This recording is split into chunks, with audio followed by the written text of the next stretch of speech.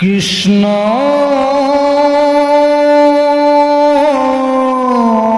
শঙ্কৰ গুৰু হৰি ৰাম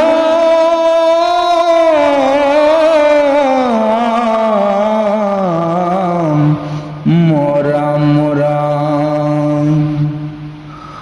জয় গুৰু শংকৰ সৰ্বগুণাকৰ, যা কেও নাহি কেও পাম। তু হৰি চৰণ ৰেণু শতকোটি বাৰ এক, কৰোহো প্ৰণাম ৰাম কৰোহো প্ৰণাম। নমস্কাৰ, মই দীপক শইকীয়া। আপোনালোকে চাই আছে আছামিজ কালচাৰ ওৱান। আজিৰ পৰা আমি এক পবিত্ৰ যাত্ৰা আৰম্ভ কৰিবলৈ ওলাইছোঁ।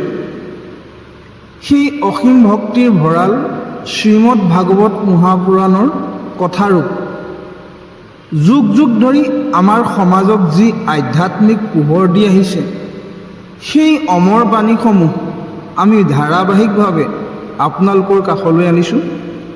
প্ৰতিটো স্কন্ধৰ মাজেৰে আমি উপলব্ধি কৰিম ভগৱান শ্ৰীকৃষ্ণৰ সেই লীলা আৰু ভক্তিৰ সাৰমৰ্ম। আহক আমি একেলগে এই আধ্যাত্মিক যাত্ৰাৰ অংশীদাৰ হওঁ আৰু আমাৰ জীৱনক কৃষ্ণ কথাৰ অমৃতেৰে পবিত্ৰ কৰি তোলোঁ। জয় গুৰু শংকৰ।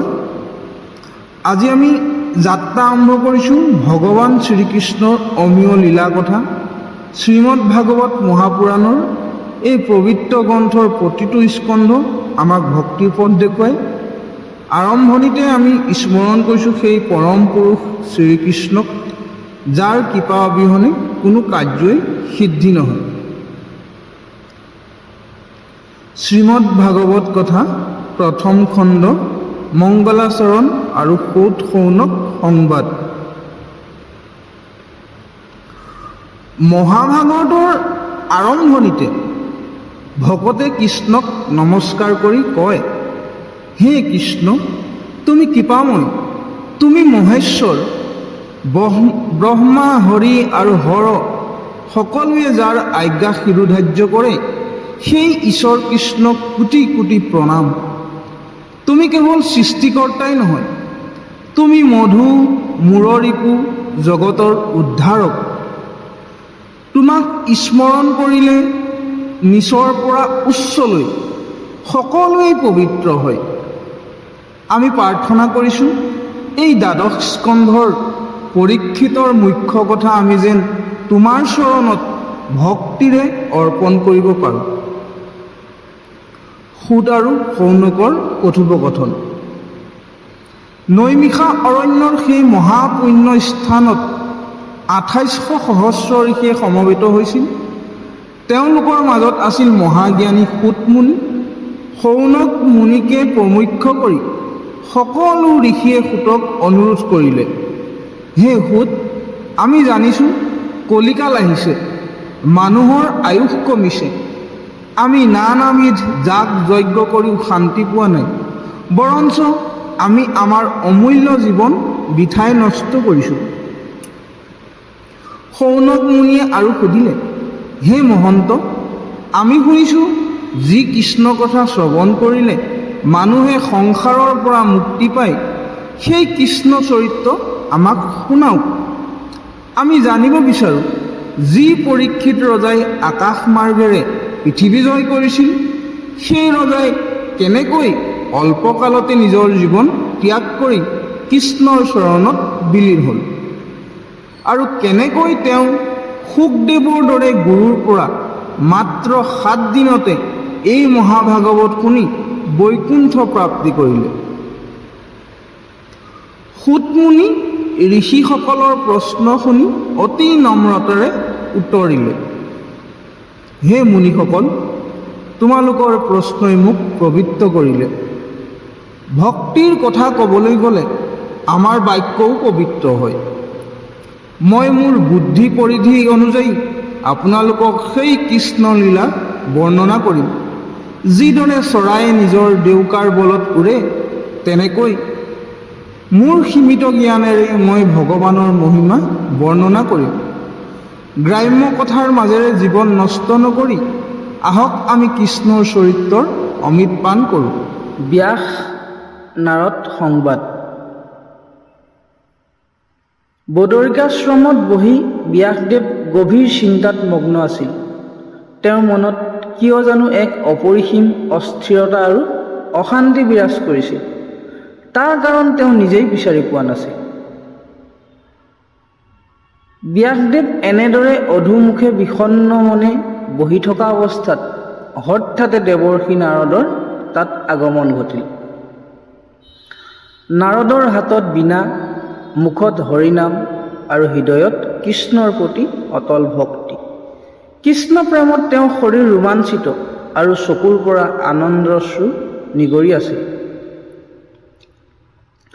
বীণাৰ সুৰত হৰিনামৰ লহৰ তুলি অহা নাৰদক দেখি ব্যাসদেৱ সচকিত হ'ল। তেওঁ অতি ভক্তিৰে উঠি থিয় হৈ হাতজোৰ কৰি নাৰদক অভিবাদন জনালে।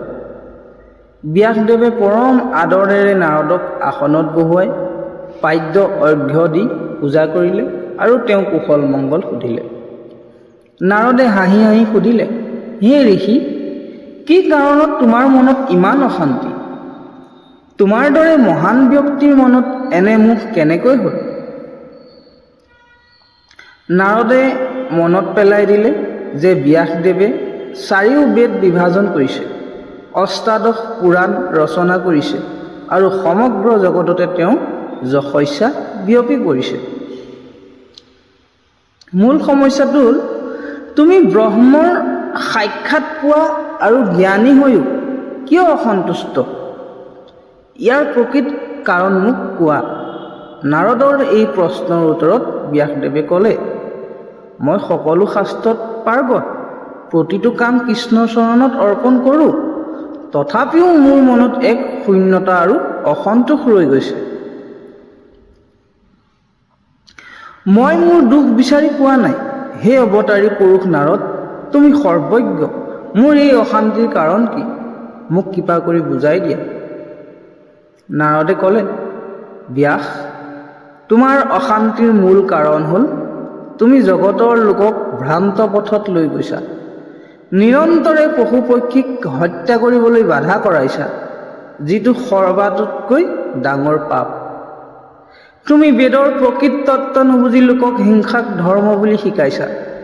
তোমাৰ কথাৰ ওপৰত ভিত্তি কৰি আজি সমাজত লোকসকলে হিংসাৰ পথ লৈছে।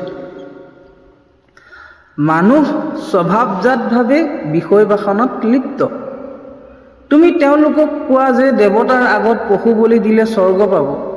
ইয়াৰ ফলত পুণ্য ক্ষয় হৈ মানুহ নৰকতেহে ডুব যায়। যদি কোনো জ্ঞানীয়ে লোকক এইবোৰ কাম কৰিবলৈ বাধা দিয়ে, তেতিয়া তেওঁলোকে কয়, ব্যাসমুনিৰ নিচিনা পণ্ডিততকৈ তুমি বেছি জানানে? অৰ্থাৎ তোমাৰ নাম লৈয়ে মানুহে পাপক ধৰ্ম বুলি সাৱটি ধৰিছে। তুমি সকলো ধৰ্মৰ কথা লিখিলা, কিন্তু সকলোতকৈ পবিত্ৰ কৃষ্ণ কীৰ্তনক তুমি প্ৰখ্যাত কৰিবলৈ পাহৰিলা। এইখিনিয়েই তোমাৰ পৰম অন্যায়। সেইবাবেই তোমাৰ চিত্তত আজি কোনো শান্তি নাই। বাপাই সমস্ত, আজি আমি শ্ৰীমদ ভাগৱতৰ পাতনি মেলিলোঁ। আমাৰ আজি এই আলোচনা আছিল অতি গুৰুত্বপূৰ্ণ। ব্যাসদেৱৰ দৰে মহান ঋষিৰ মনতো যি অশান্তি আছিল, সেই অশান্তিৰ সমাধান কিদৰে ভগৱান শ্ৰীকৃষ্ণৰ ভক্তি আৰু কৃষ্ণ কীৰ্তনৰ মাজেৰে সম্ভৱ, সেয়া আমি আজিৰ প্ৰসংগৰ পৰা জানিব পাৰিলোঁ। আমি এই কথা শিকিলোঁ যে কেৱল জ্ঞান বা বাহ্যিক আচাৰ অনুষ্ঠানেই সকলো নহয়। প্ৰকৃত শান্তি নিহিত আছে ভগৱানৰ চৰণত অৰ্পণ কৰা ভক্তিৰ মাজত। আজিৰ এই প্ৰয়াস আপোনালোকৰ কেনে লাগিল? আপোনালোকৰ মতামত আমাক তলৰ কমেণ্ট বক্সত জনাব। যদি আপোনালোকে এই ধৰণেৰে শ্ৰীমদ ভাগৱতৰ পৰৱৰ্তী স্কন্ধসমূহ আৰু কৃষ্ণ কথাৰ গভীৰ চৰ্চা আগুৱাই নিয়াটো বিচাৰে, তেন্তে আমাৰ চেনেলটোৰ সৈতে জড়িত হৈ থাকক। আহক আমি সকলোৱে লগ হৈ কৃষ্ণ নাম অমৃত পান কৰি আমাৰ জীৱন পবিত্ৰ কৰোঁ। আকৌ লগ পাম পৰৱৰ্তী খণ্ডত। তেতিয়ালৈকে সকলোৱে সুখে থাকক, কৃষ্ণৰ শৰণত শৰণ লওক। জয় শ্ৰীকৃষ্ণ।